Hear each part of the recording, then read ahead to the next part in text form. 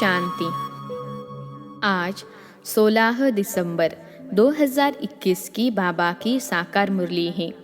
मुरली के महावाक्य है, मीठे बच्चे, तुम अभी 21 जन्मों के लिए विश्व के मालिक बनते हो।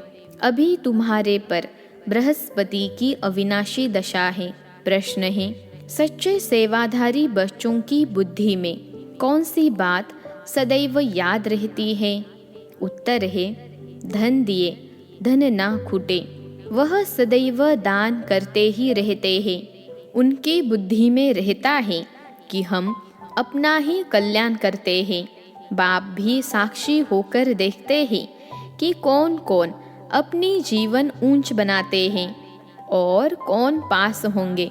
ज्ञान में मैनर्स भी बहुत अच्छे चाहिए। कभी छोटी छोटी बात में फंक नहीं होना चाहिए। गीत है, तुम ही हो माता पिता, तुम ही हो। ओम शांति। गुड मॉर्निंग बच्चों को। आज ही गुरुवार तुम बच्चों के लिए यह वृक्षपति डे व बृहस्पतिवार ही उत्तम। सप्ताह में सबसे उत्तम दिन यह है। वृक्षपति का नाम गाया हुआ है। बृहस्पति की दशा बैठी हुई है। वृक्षपति बाबा फिर से हमको अपना बेहद सुख का वर्षा दे रहे हैं। बेहद का संन्यास भी करवाते हैं। निवृत्ति मार्ग वालों का तो हद का संन्यास है। सबको संन्यास करना है। बाप कहते हैं, आगे चलकर तो बहुत ही सुनेंगे। पतित पावन बाप जो गाइड और लिबरेटर हैं, वह कहते हैं, मैं आया हूँ सबको मुक्ति धाम में वापिस ले चलने के लिए। भक्ति मार्ग में मुक्ति के लिए ही पुरुषार्थ करते हैं। भक्ति में कितना समय रहना पड़ता है जो भक्ति के बाद भक्ति का फल मिले, यह तुम्हारे सिवाय कोई नहीं जानते हैं। तुम बच्चे जानते हो कि पूरे 2500 वर्ष लगते हैं। यह भी ड्रामा में नोंद है। यह बना बनाया खेल है। हर एक अपना अपना पार्ट बजाते रहते हैं। तुम भी कल्प कल्प यही पार्ट बजाते हो। कितनी खुशी की बात है।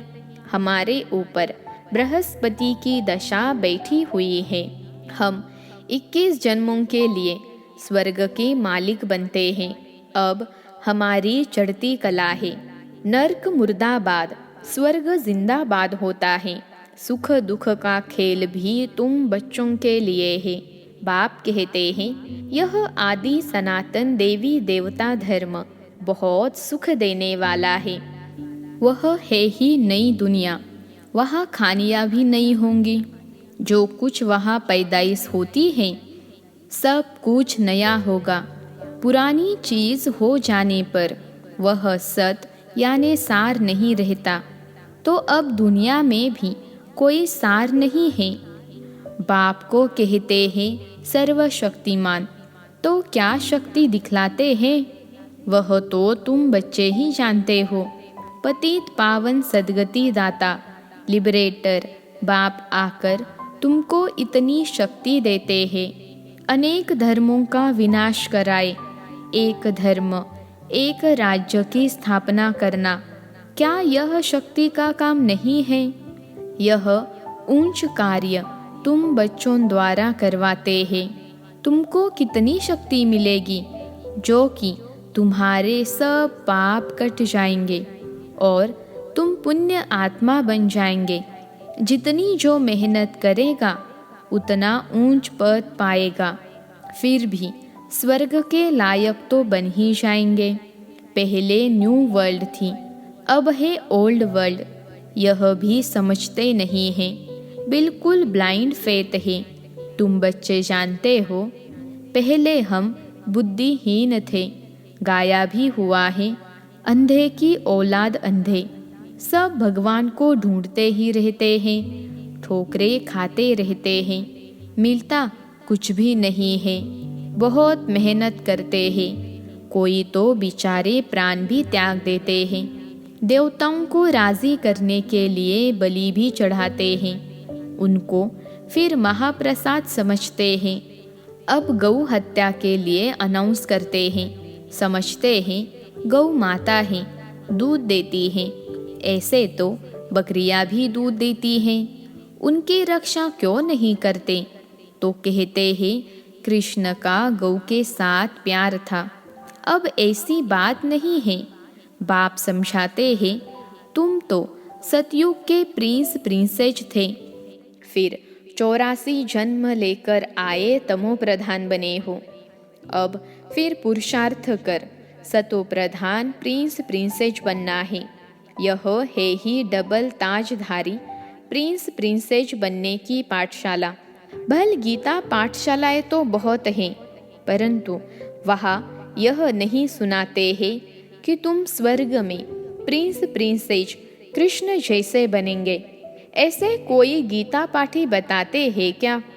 यहाँ तो बाप बतलाते हैं यह इम्तहान है ही प्रिंस प्रिंसेस बनने का। उसमें भी बहुत नंबर हैं। 16,108 की माला गाई जाती है, सिर्फ 108 थोड़े ही होंगे। अभी तो अनगिनत मनुष्य हैं, वह कम तो होने ही हैं। तुम कोई कोई बातें अखबार में भी डाल सकते हो। यह जो गौ हत्या के लिए भूख हड़ताल आदि कर रहे हैं, यह कल्प पहले भी किया था, नथिंग न्यू। इस समय परमात्मा को पुकारते हैं हमको पावन दुनिया में ले चलो। अब कैसे ले चलेंगे यह तो तुम बच्चे ही जानते हो, परंतु वह दैवी गुण अभी आए नहीं हैं। दैवी गुणों की धारणा बहुत ही कम है। ज्ञान तो बहुतों को अच्छा भी लगता है, समझते हैं बीके पवित्र रहते हैं, सादगी में रहते हैं, जेवर आदि नहीं पहनते हैं, परंतु चलन भी अच्छी चाहिए।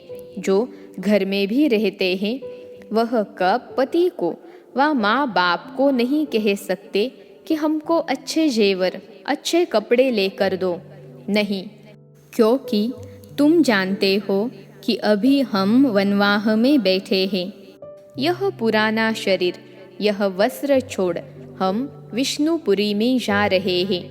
शिव बाबा हमारा पतियों का पति, गुरुओं का गुरु है, तभी तो सब उनको प्यार करते हैं कि हे पतित पावन आओ। वही आकर सबको सद्गति देते हैं। सिख लोग भी कहते हैं अकाल मूर्त, सत श्री अकाल। आत्मा को कभी काल नहीं खाता है। शरीर तो विनाश हो जाता है, आत्मा तो विनाश होती नहीं है। तो उस सद्गुरु अकाल मूर्तों को याद करते हैं कि आकर हमको सद्गति दो, अकाल घर में ले चलो जहाँ से हम आए हैं। तो तुम बच्चों को यह समझाना है कि सद्गुरु अकाल मूर्त वह एक ही है, फिर तुम अपने को गुरु कैसे कहलाते हो? बाप समझाते हैं यह भक्ति मार्ग के अथाह गुरु है। ज्ञान सागर तो एक ही बाप है, उनसे तुम नदियाँ निकलती हो। यह बातें बाप ही समझाते हैं। बेहद का बाप बेहद का वर्षा देते हैं। लौकिक टीचर भी पढ़ाई का वर्षा देते हैं। अब बाबा आकर कहते हैं मामेकम याद करो तो विकर्म विनाश होंगे। सिर पर पापों का बोझा है ना, बाप को याद करने से बुद्धि गोल्डन बनेगी। अभी तो सबकी बुद्धि छी छी आयरन एज है। मूर्ति के आगे जाकर कहते हैं हम छी छी हैं, आप वाह वाह हो। तुम ही पावन ऊंच थे, तुम ही पतित बन नीचे आए हो। नाटक ही भारत पर है। 84 जन्मों की कहानी भी तुमसे ही लगती है। जो कृष्ण की राजधानी में पहले आएंगे वही पूरे 84 जन्म लेंगे। यह भी किसको मालूम नहीं है कि अब स्वर्ग कृष्णपुरी स्थापन हो रही है। तुम क्लियर कर लिख सकते हो कि हम योग बल से भारत को श्रेष्ठाचारी बना देंगे। बर्थ कंट्रोल के लिए इतना माथा मारते हैं, परंतु यह तो बाप का ही काम है। विनाश के बाद बाकी 9 लाख ही रह जाएंगे। इसमें बाप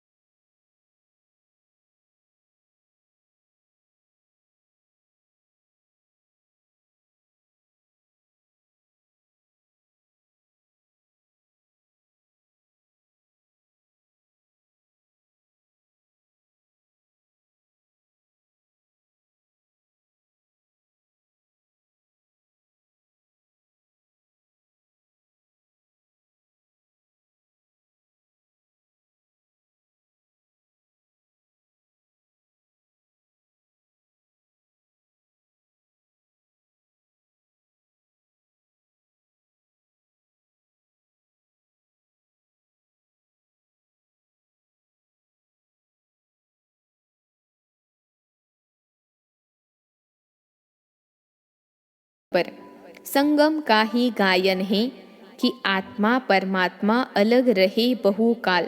हम ही पहले सतयुग में आते हैं, बाकी सब शांति धाम में होते हैं। पहले वही आएंगे जो कल्प पहले आए होंगे और जो अच्छी रीति पढ़ेंगे। जो अच्छी रीति नहीं पढ़ेंगे वह पिछाड़ी में आएंगे। सब हिसाब किताब है। यह बातें सर्विसेबल बच्चों की बुद्धि में बैठेगी। गाया भी हुआ है, धन दिए धन ना खूटे। दान नहीं करते तो गोया पढ़ते नहीं। बाप देखते हैं कौन भारत के रूहानी सेवाधारी हैं, जैसे कि वह अपना ही कल्याण करते हैं। बाप पढ़ाई भी पढ़ाते हैं, साक्षी होकर देखते भी हैं कि कौन कौन अपना ऊंच जीवन बनाते हैं और कौन पास होंगे। तुम भी देखते हो कि सबसे ऊंच सर्विसेबल कौन है। प्रदर्शनी में भी उन बच्चों को ही बुलाते हैं। कोई तो ऐसे ही चले जाते हैं। जाकर देखें, अनुभव करें। इस ज्ञान में मैनर्स भी अच्छे चाहिए, फक भी नहीं होना चाहिए। एक छुईमुई की बूटी होती है, हाथ लगाने से मुरझा जाती है। कितनी वंडरफुल बूटी है। दूसरी है संजीवनी बूटी, जो पहाड़ों पर होती है। वास्तव में बाबा आकर तुमको संजीवनी बूटी देते हैं कि मन मना भव। बाकी शास्त्रों में तो क्या क्या लिख दिया है। तुम ही नंबरवार पुरुषार्थ अनुसार महावीर महावीरनिया हो। तुम भी माया पर विजय पाते हो। तुम हो इनकॉग्निटो वॉरियर्स। बड़े से बड़ी हिंसा है, काम